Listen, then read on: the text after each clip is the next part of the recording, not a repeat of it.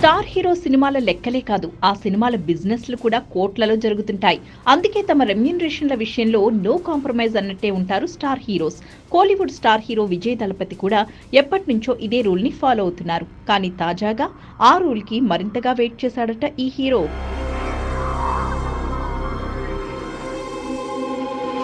విజయ్ ఈ మధ్య తన పార్టీని ప్రకటించారు.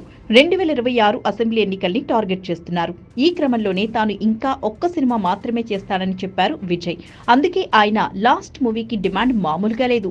డివివి దానయ్య ఈ సినిమాని నిర్మించబోతున్నారు. దీనికోసం దర్శకుల వేట జరుగుతుండగానే విజయ్ డిమాండ్ మేరకు ఈ సినిమా కోసం దాదాపు 200 కోట్ల రెమ్యూనరేషన్ ఇచ్చేందుకు కూడా ఓకే చెప్పారట డివివి.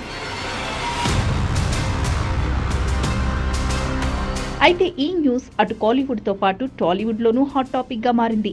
ఎంత హీరో అయితే మాత్రం, డిమాండ్ ఉంటే మాత్రం అప్పనంగా అన్ని కోట్లు అడిగేస్తాడా అన్న కమెంట్ నెటిజన్ల నుంచి కూడా వస్తోంది.